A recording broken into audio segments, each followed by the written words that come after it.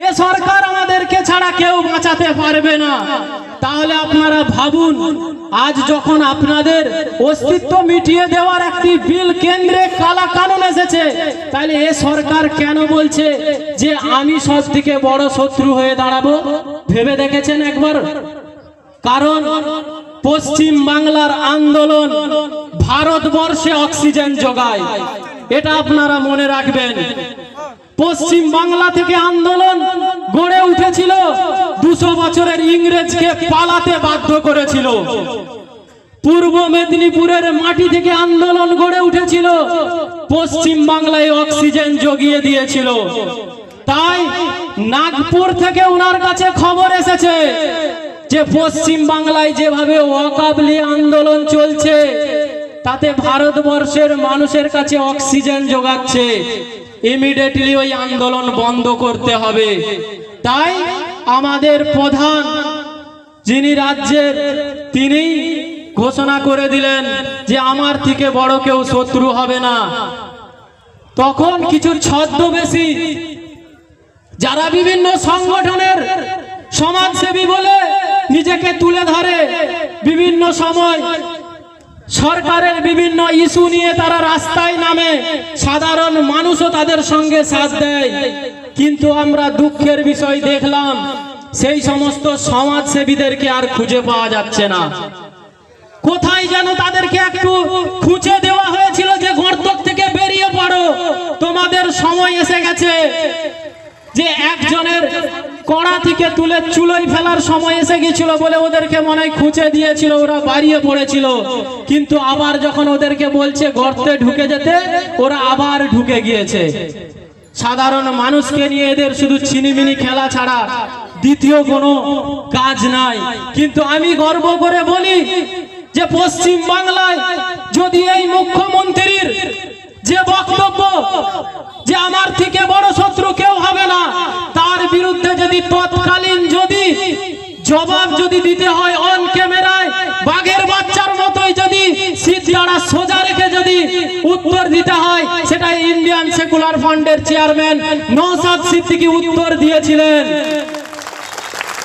তিনি বলেছিলেন যে যেখানে আমার অস্তিত্ব বাঁচানোর লড়াই, যেখানে আমার কবরস্থান, মাদ্রাসা, মসজিদ, আমাদের পূর্বপুরুষের জমি বাঁচানোর লড়াই, আমাদের আগামী প্রজন্মের ছেলেদের ভবিষ্যৎ নিয়ে লড়াই, সেখানে যদি আপনি মনে করেন যে আমার থেকে বড় কেউ শত্রু হবে না, তবে আমি এখান থেকে ঘোষণা দিচ্ছি সেই শত্রুর বিরুদ্ধেও আমরা লড়াই করতে প্রস্তুত আছি।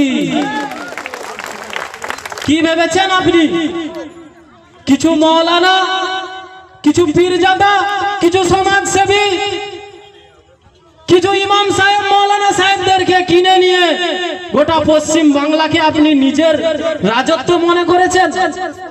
পশ্চিম বাংলা গণতন্ত্রের শক্ত ঘাঁটি, যেখানে ভারতবর্ষে গণতন্ত্রের উপর অত্যাচার এসেছে, যেখানে গণতন্ত্রের কণ্ঠরোধ করা হয়েছে, সেখানে পশ্চিম বাংলা থেকে আন্দোলন সৃষ্টি হয়েছে।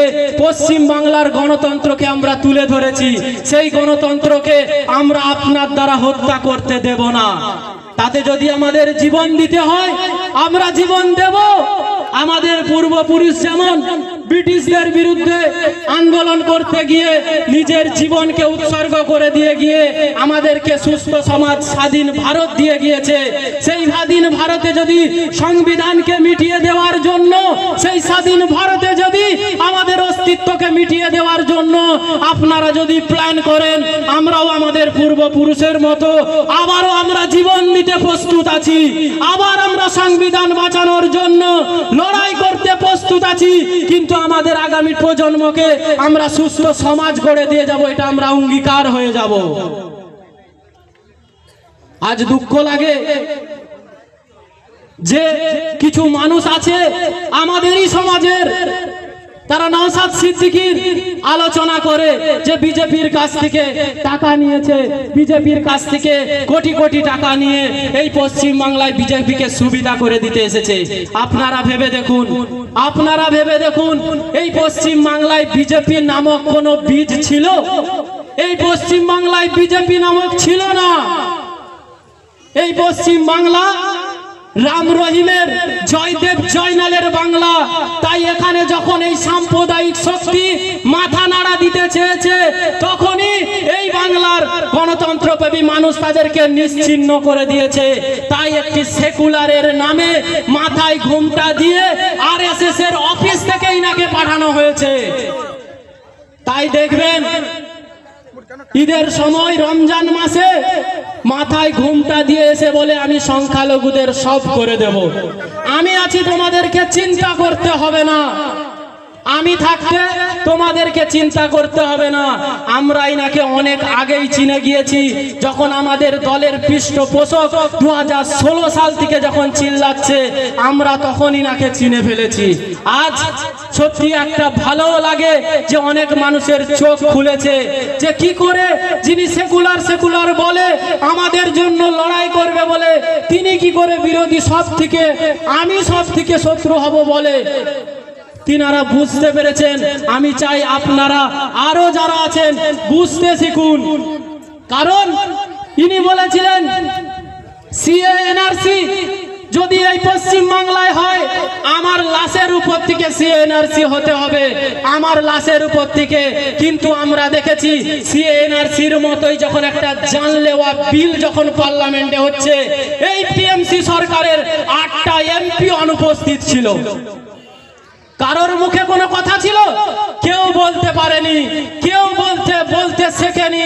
সে জায়গায় আমাদের আইএসএফ এর পৃষ্ঠপোষক আব্বাস সিদ্দিকী ভাইজান তখন বলেছিল যে মমতা ব্যানার্জি তুমি আন্দোলন করছো, তোমার আন্দোলনকে আমরা সাপোর্ট করি, তোমার আন্দোলনকে আমরা পাশে আছি, কিন্তু তার আগে তুমি বলো তোমার 8টা এমপি কেন অনুপস্থিত, সেটা তোমাকে জনগণের সামনে আনতে হবে। তখন আমরা কি দেখেছিলাম? আব্বাস সিদ্দিকীর বাড়িতে ফুলের তোড়া পাঠিয়েছিল, আব্বাস সিদ্দিকীকে ডেকে মঞ্চে সংবর্ধনা করেছিল না বন্ধু। রাত্রি 1:30টার সময় 1,500-এর বেশি পুলিশ পাঠিয়ে তার দরজায় লাথি মেরে তাকে ভয় দেখাতে চেয়েছিল, চমকাতে চেয়েছিল। কিন্তু আব্বাস সিদ্দিকীকে তো এরা চেনে না। যার রক্তে আন্দোলন, যার পরিবার থেকে আন্দোলন, তিনি ভয় পায়নি, তিনি পিছিয়ে যায়নি, তিনি দলদাস হয়নি। তখন তিনি শিরদাঁড়া সোজা রেখে আরো বাংলায় তীব্র আন্দোলন করেছিলেন, মানুষকে বুঝিয়ে দিয়েছিলেন যে দেখো কিভাবে এরা সামনে আমাদেরকে ভালোবাসে, কিন্তু যেখানে বিল হয় সেখানে কিভাবে আস্তে আস্তে বিজেপিকে এরা সাপোর্ট করে তোমরা দেখে নাও। এটা মানুষের চোখ খুলে দিয়েছিল। তখন আমরা বুঝে গিয়েছিলাম যে আব্বাস সিদ্দিকী সত্যিকারে একটি যদি আন্দোলনের নাম হয় সেটা হচ্ছে আব্বাস সিদ্দিকী। তারপরে তিনি কি করেছিলেন? চুপ হয়ে যায়নি। আব্বাস সিদ্দিকীকে যখন আঘাত করা হলো তখন চুপ হয়ে যায়নি। তিনি এই পশ্চিম বাংলার যুবকদের হয়ে, বাংলার পিছিয়ে পড়া দলিত, আদিবাসী, সংখ্যালঘু মানুষের হয়ে আন্দোলনের একটা নেতা তৈরি করে দিয়েছিলেন। তার নাম হচ্ছে